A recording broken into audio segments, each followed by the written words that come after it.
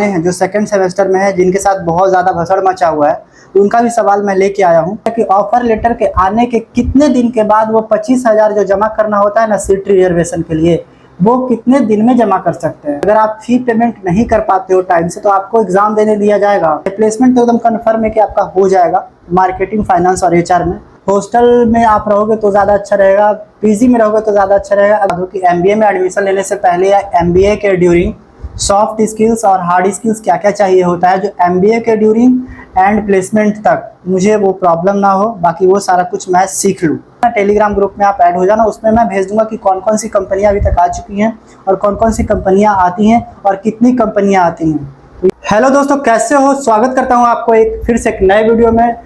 तो दोस्तों, आप लोग का जो सवाल है, जितना भी क्वेरी मेरे पास आई है, सबका सॉल्यूशन मैं इस वीडियो में आपके सामने रखूंगा। जो नए बच्चे एडमिशन लेने वाले हैं और जो बच्चे पुराने हैं, जो सेकंड सेमेस्टर में है, जिनके साथ बहुत ज़्यादा भसड़ मचा हुआ है, उनका भी सवाल मैं लेके आया हूँ कि आखिर जो डिवार्ड स्टूडेंट है, जिनका 60% अटेंडेंस है, उनका डिवार्ड लग गया है, और जिनका 40% अटेंडेंस उनका डिवार्ड नहीं लगा है, उनका एलिजिबल हो गया है। तो वो कैसे हुआ है, क्यों हुआ है, उसके लिए फिर क्या सॉल्यूशन है, वो सारा मैं इस वीडियो में आपके सामने रखूंगा।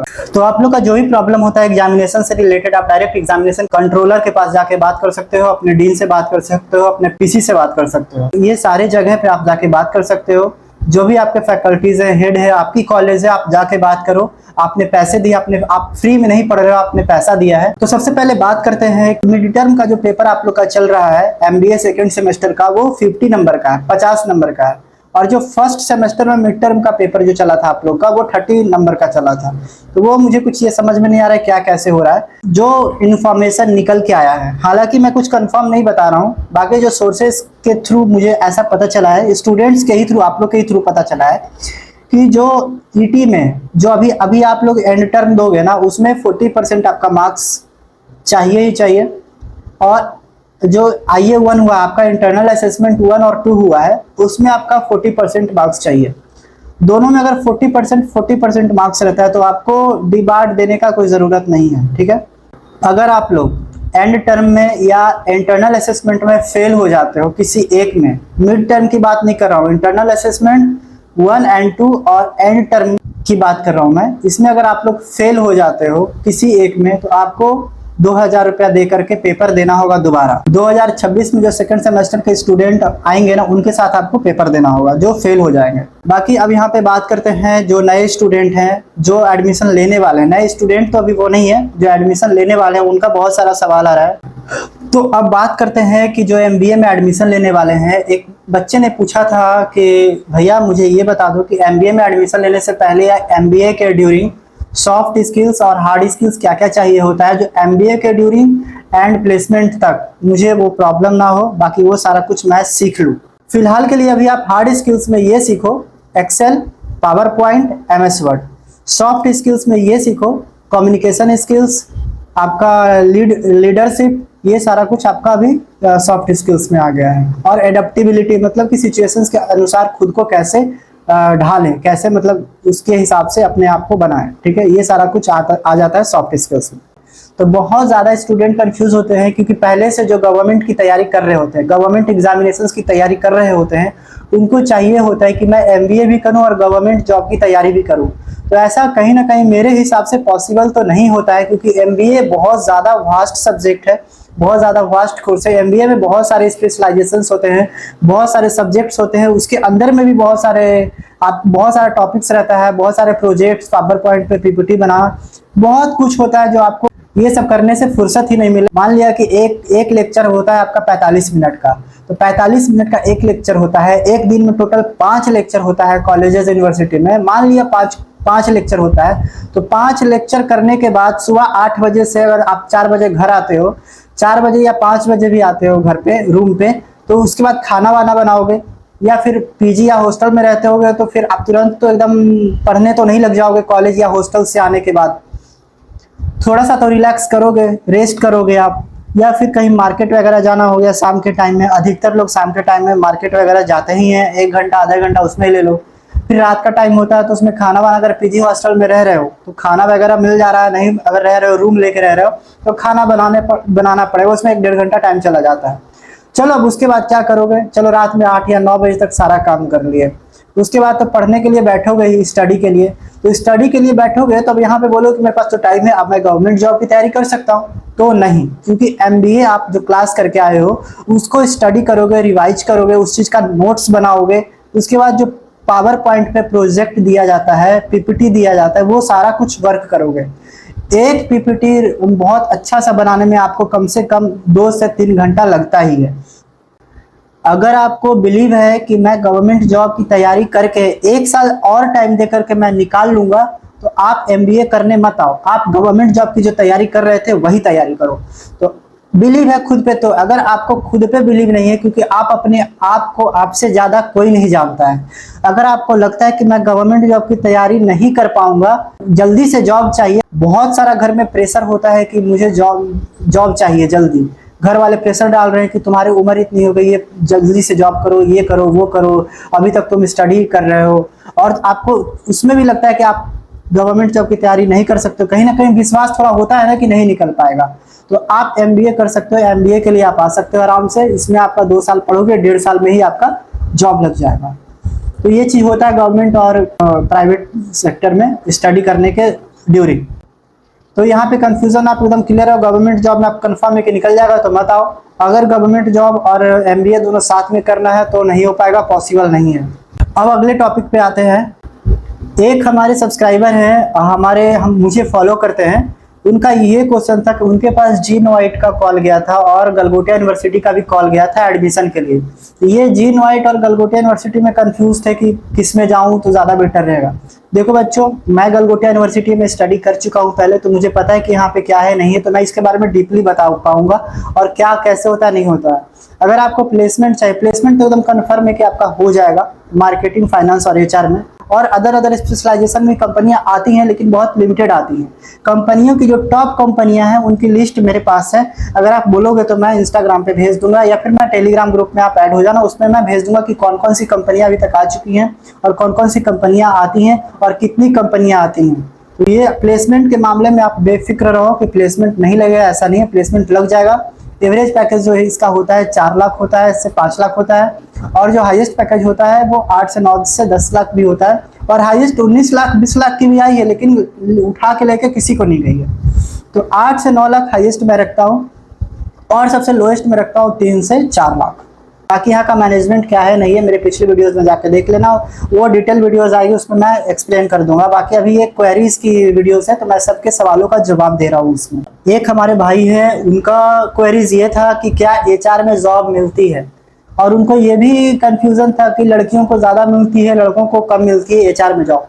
तो ऐसा रियलिटी है, ऐसा होता है, लेकिन स्किल्स पे भी डिपेंड करता है। अगर आपके अंदर स्किल्स है, वो एबिलिटी है कि आप एचआर में जॉब कर लोगे, एचआर की प्रोफाइल्स जो भी आपको मिली है उस प्रोफाइल को अगर आप संभाल लोगे अच्छे से, सारा इंटरव्यू क्रैक कर लेते हो अच्छे से, तो एचआर में कंफर्म है कि हो जाएगा। यहाँ पे लड़का लड़की देखा नहीं जाता, हाँ लड़कियों को थोड़ा सा ज्यादा ऊपर रखा जाता है एचआर के मामले में। तो एचआर की 40% कंपनियां आती हैं, गलगोटिया यूनिवर्सिटी में 40 से 50% कंपनियां आती हैं, तो एचआर में भी आराम से आपका प्लेसमेंट हो जाएगा, यहाँ पे कोई प्रॉब्लम नहीं है। एक और हमारे भाई साहब हैं, उनका ये क्वेरीज था कि भैया मैं मार्केटिंग और ट्रैवल एंड टूरिज्म से एमबीए कर सकता हूँ, लेकिन अब मैं सोच रहा हूँ कि ट्रैवल टूरिज्म ना लूँ। तो अगर मैं बता दूं कि अगर अभी आप कंफ्यूजन में हो कि क्या लूँ नहीं लूँ, लेकिन जब भी लेना है तो ये 4 चीज में लेना है, 3 चीज में लेना है, मार्केटिंग, फाइनेंस एंड एचआर। तो ये तीनों में से किसी में भी करना चाहते हो तो गलगोटिया यूनिवर्सिटी में एकदम आओ।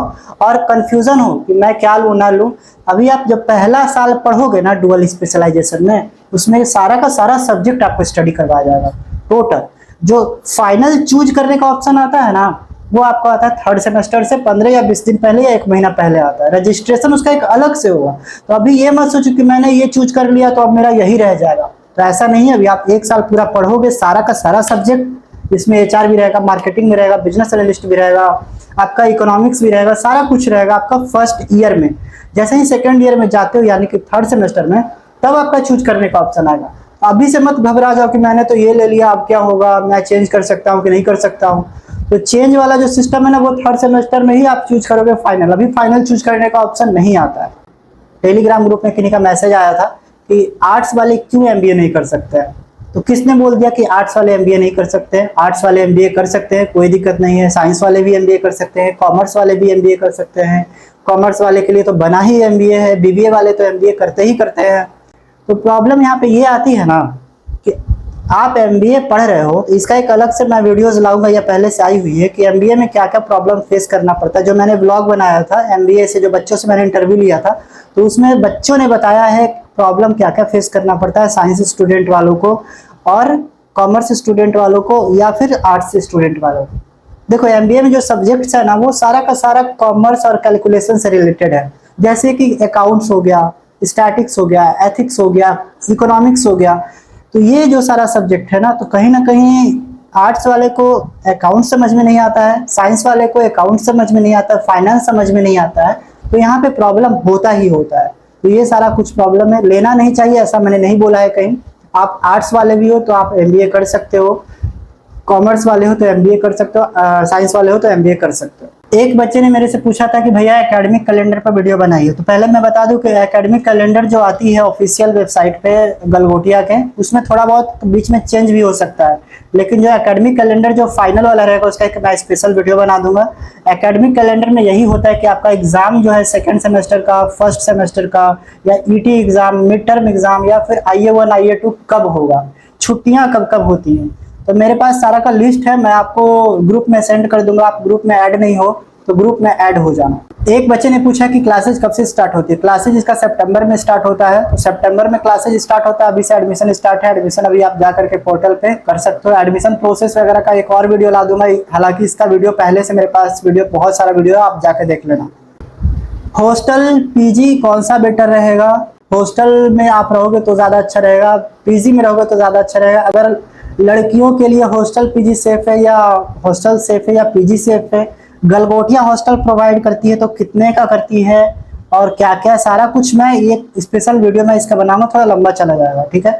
तो हॉस्टल पीजी आराम से मिल जाएगा, कोई दिक्कत नहीं है। बाहर से रहने का मन है तो बाहर से रहो, गलगोटिया यूनिवर्सिटी से रहने का मन कर रहा है तो गलगोटिया यूनिवर्सिटी से आप हॉस्टल लेकर रह सकते हो। हालांकि उसका हॉस्टल का कॉस्ट थोड़ा सा ज्यादा है, फैसिलिटीज भी है उसके हिसाब से। बहुत ज्यादा बच्चे कंफ्यूज रहते हैं कि प्लेसमेंट लगेगा या नहीं लगेगा। मार्केटिंग अगर लेते हो, फाइनेंस लेते हो, HR लेते हो तो प्लेसमेंट लग जाएगा, टेंशन उसका नहीं लेने का। एक बच्चों ने बहुत ज्यादा इंपॉर्टेंट क्वेश्चन करा था मेरे से, बहुत ज्यादा, क्योंकि ये क्वेरी है जो सारे बच्चों की रहती है जिन्होंने एडमिशन करवाने के लिए सोच रहे हैं, जिन्होंने रजिस्ट्रेशन कर लिया है।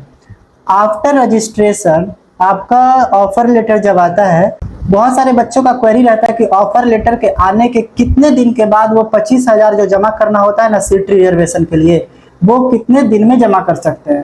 ऑनलाइन कर सकते हैं या नहीं कर सकते हैं, ऑफलाइन कर सकते हैं या नहीं कर सकते हैं। आप 25,000 रुपया 15 दिन के अंदर जमा कर दो। ऑफर लेटर जैसे ही आता है तो 15 दिन के अंदर 25,000 रुपया जमा करना होता है सीट अलॉटमेंट के लिए।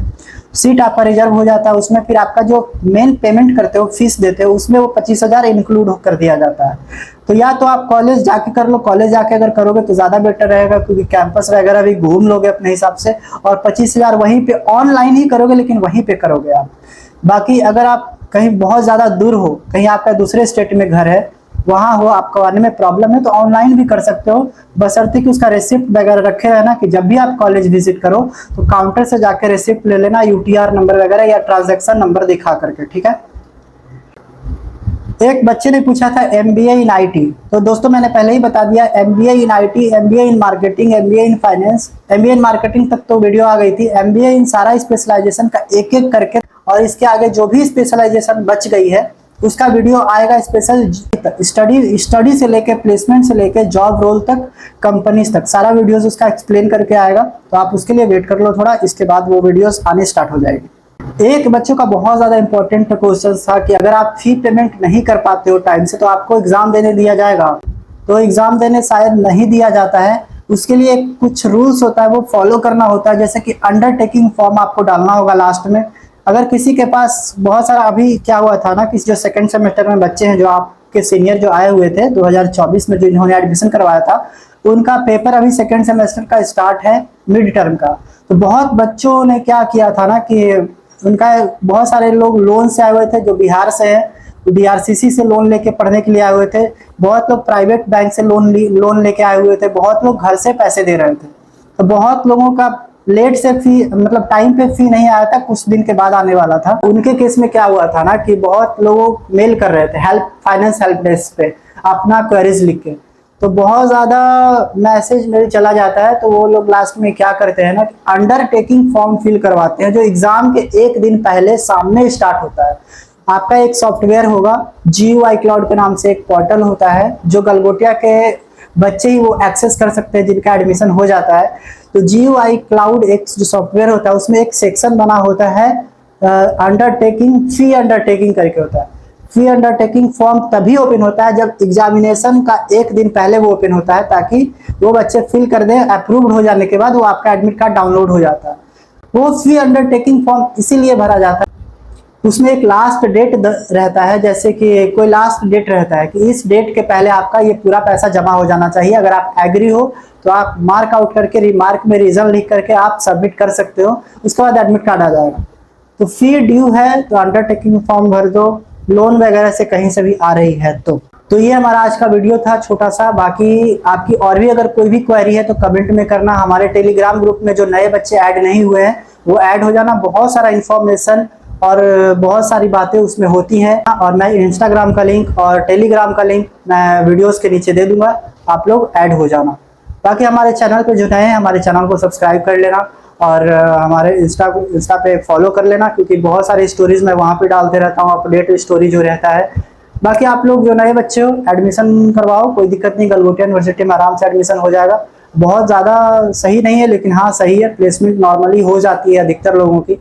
और ज़्यादा कन्फ्यूजन क्रिएट हो रहा है तो मैं स्पेशली गलगोटिया यूनिवर्सिटी के ऊपर एक और अच्छी वीडियो बना के ले आऊँगा।